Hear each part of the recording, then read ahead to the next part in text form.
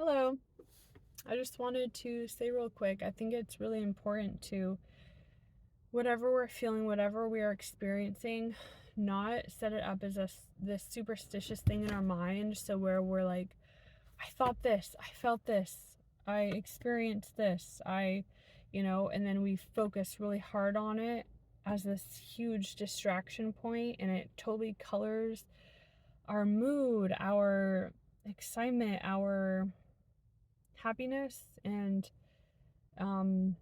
faith, so that we end up not being able to do the things we want to do and really matter to us. And then that kind of causes this self-fulfilling prophecy where it seems like this superstition is what affected it, but really it was the fact that we focused so much on this superstition and validated this superstition, which is why we weren't able to focus on the whole picture of being um, you know, optimistic and doing the logical steps. I think it's really easy to get just lost and worry sometimes, especially based on experiences we've had. And it can be a lifelong practice. But the good thing is that we have these keys of resilience, to just affirm that whatever we experience is it's natural, it's good, it's normal, all things considered, and it doesn't have any deeper meaning unless we say it does. It doesn't have any deeper meaning. It's just kind of like, you know, maybe it does, but the deeper meaning is something safe and supportive for us, because whatever belief we choose to have, it better be self-supportive. We choose our beliefs, we choose what perspectives we validate. We are the authority on that, and we need to only choose what is empowering for us, because that is the part of being consistent and persistent in our goals. And yeah, so I think it's just so important to focus on the positive, the lighthearted side, and the concrete steps side, the things that no matter how you're feeling, no matter your thoughts, no matter your worries, dwarf it. Keep on practicing dwarfing those fears by being like, I acknowledge you are there, but this is what I care about. This is what I'm going to focus on right now. Being able to switch our attention to the things that logically we understand will help our emotions and cease our worrying, because we're giving ourselves something better to focus on, and something that is going to help probably the situation that we're even worrying about in the first place. So it kind of goes hand in hand with that idea of, not getting stuck in analysis paralysis, and just being like,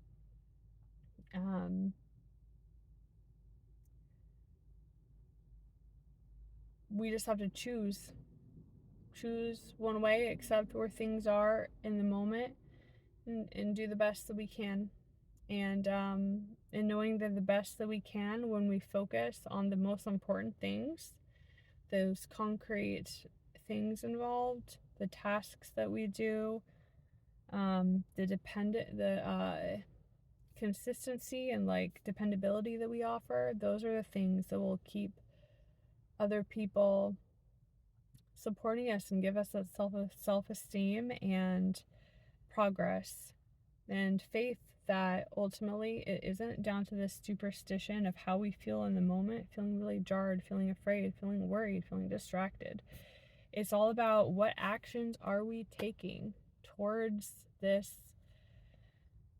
thing that we're worried about that we won't get, or the thing we're worried about won't work out. What are the actions that we take that show ourselves, no, we are in control of our future. We are in control of what happens in our world.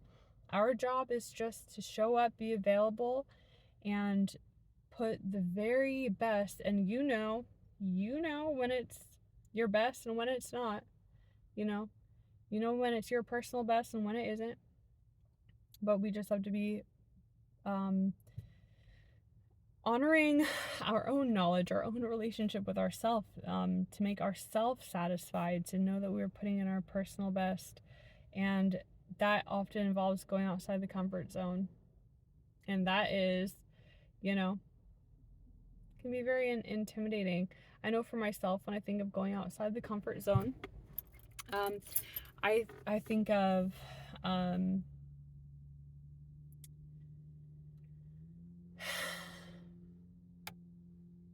well, let's just say fears. There's fears, right? Insecurities. I think it's so necessary to remind ourselves that part of the reason why we go so deep into these fears and we feel it so strongly is actually, it is like a hint of a good thing about us, right? That we are super analytical. We are able to put things into words and to get really specific on things, word wise, and tell these really complex narratives. So that's a good thing. We just have to use that superpower in a way that empowers our emotions, right? And makes us feel more like, oh yes, I can do it, or that is what I want to experience. And the seeing the beauty that we're after, and what really, what really gets us excited, and why we're putting effort into this thing, whatever it is that we're manifesting, or our goal. um so yeah, we just have to put that, the analytical part of us is really good at worrying, thinking all those fears. Just be like, oh, cool. I'm really in this mental mode. How can I use that in a good way that helps me? Or just being proud, like, ooh, I am analytical. I am so intelligent. I can think of very complex narratives, and just make it like this, like, funny, lighthearted thing that we can affirm about ourselves. And I really like thinking about yoga also. With yoga, it's kind of like, or any kind of practice, but there's this tradition of, you get on the mat and you just feel into where you're at that day, and you acknowledge it and you accept it, and you're grateful for even the opportunity to see where you are that day, and grateful for the opportunity to even be able to do what you're doing. And just not, focusing more on the journey and not the end goal. And yeah, it is it's really exciting to even have have the freedom to be thinking of all these ideas, to even have access to all the amazing things on the internet that personally have changed me, to be able to access positive perspectives and hope, and to, like, the ways that my life has really changed, and is continuing to change, is it's really beautiful.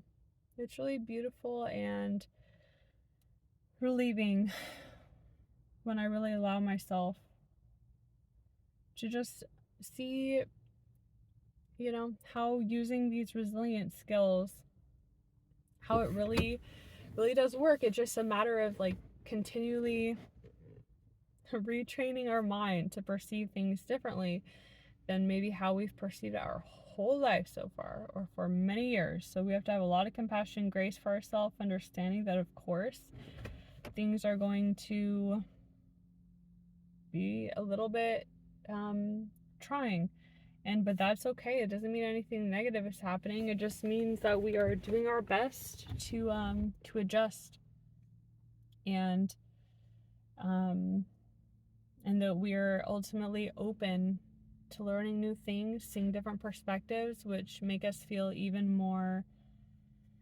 authentic to ourselves, open to connecting with people in a really good, play-based, enjoyable way. And which ultimately bring down our worry and allow us to put more of our energy on building the things we care about.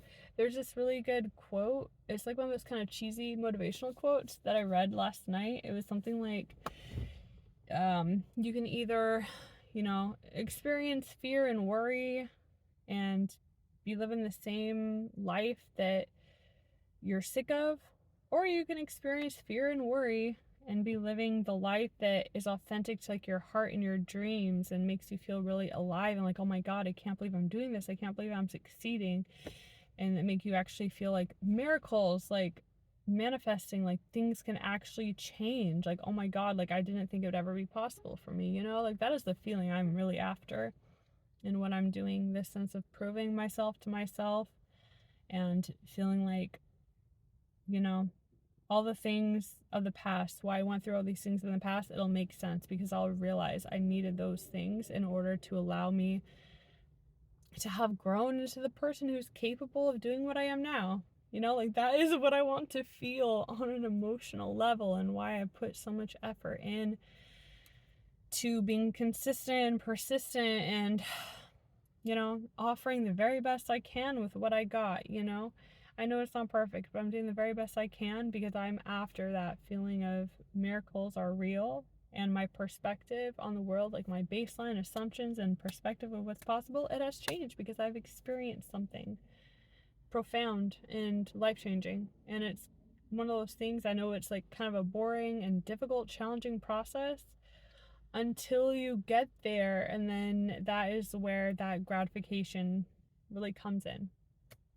Really, you know, sweeps on through. So that is what I am after, and that is what I'm using my resilience skills for.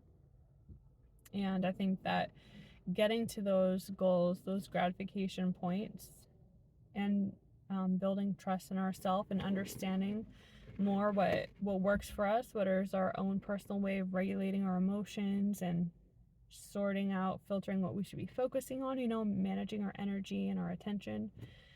These things are all a part of the bigger process of building resilience in order to maintain a direction in our lives and to be feeling good and playing and enjoying the process all the way through, like as much as possible, you know, where we feel in control of our lives and invigorated. And knowing that what we're doing is helping other people too, and that it is bringing us closer into community and playing that role that we want to be within a wider community, wider society.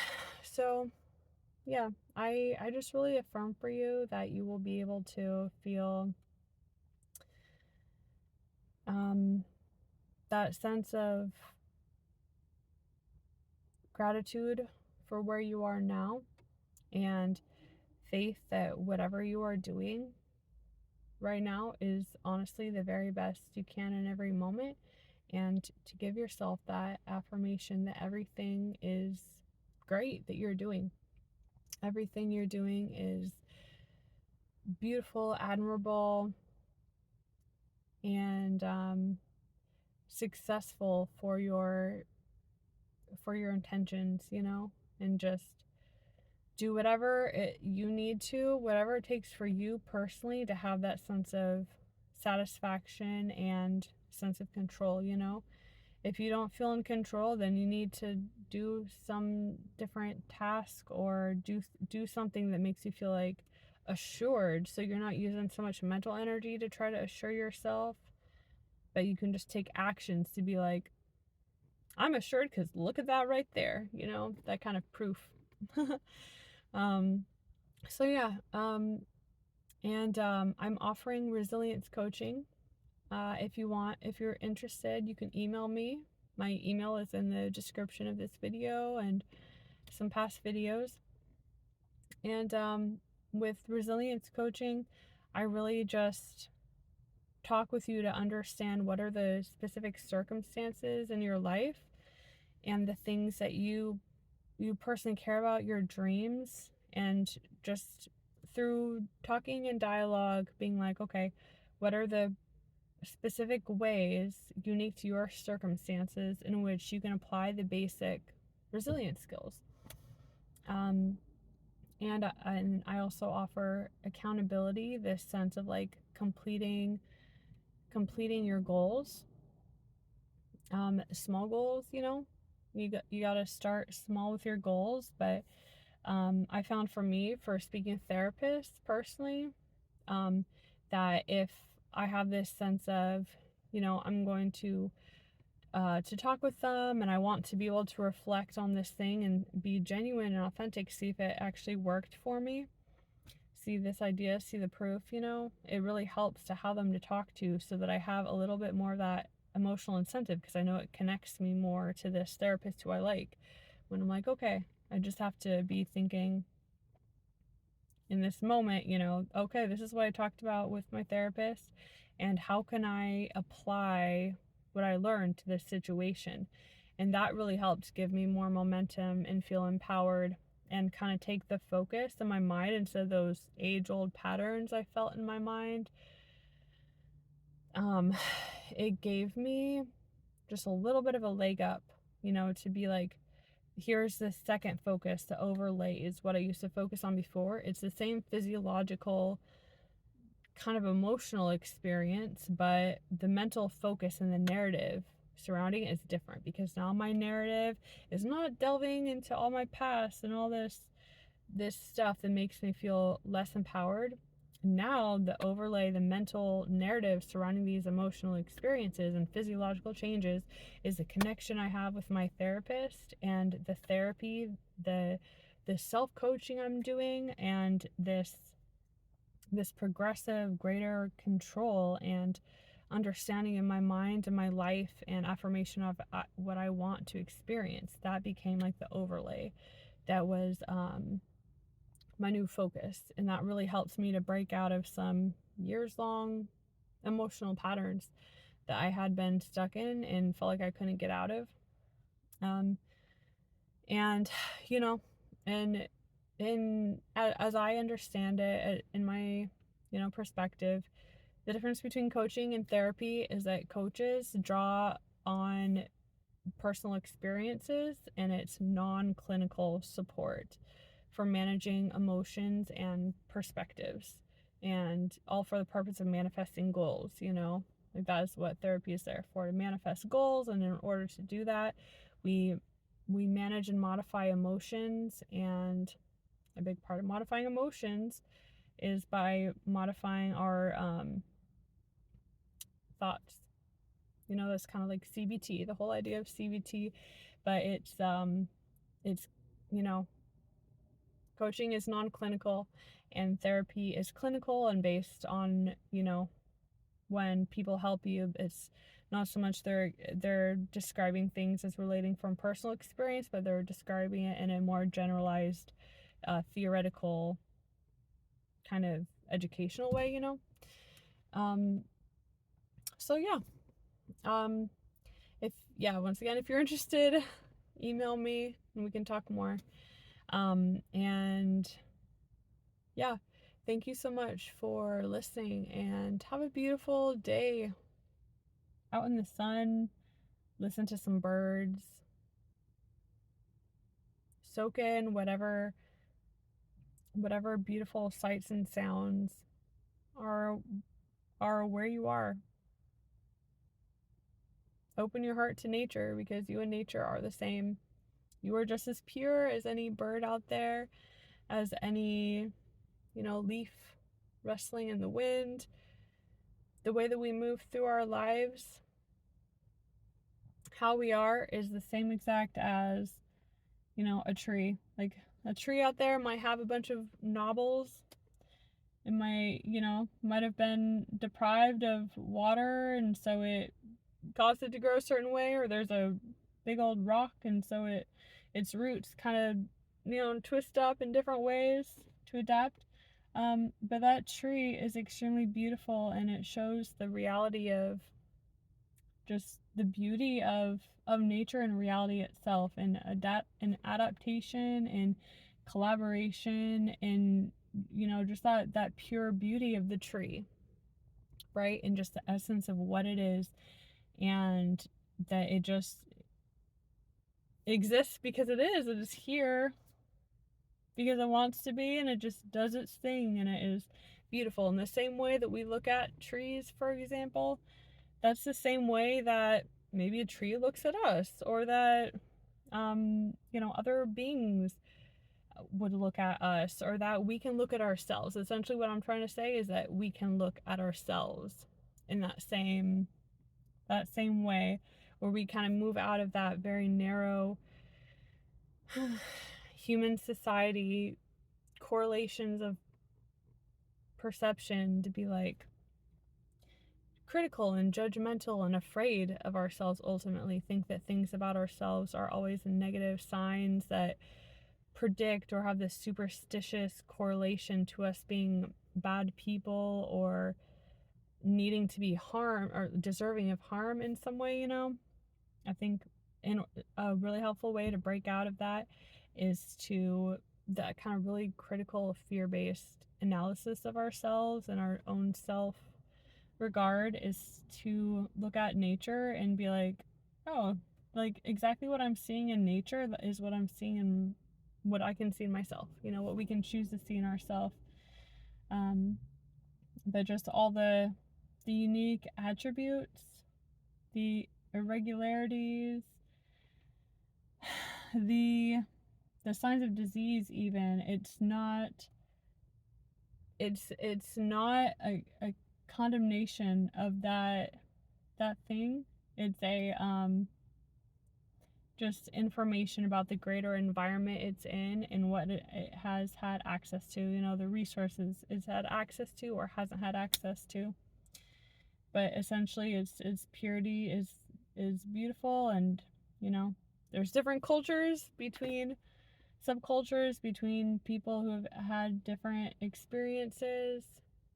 Same with, you know, plants, or animals or whatever, but that doesn't make them any less beautiful and essential and vibrant and necessary according to the role that they fill within the ecosystem that they're in, which developed them, you know, which they came from. Like, everybody is essential because we are developed according to a real environment that has real things that affect other people, you know?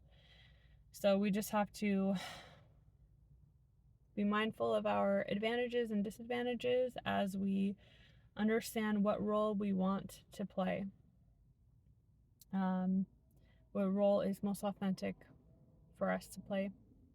And a part of authenticity is what feels good, what is in our integrity, for the things that let us feel, or the things that, you know, we love about ourselves and we love about our life, and that we just really hold dear to in the world as we all make our way through. So, okay, that's it. That's it for real. Take care. Bye.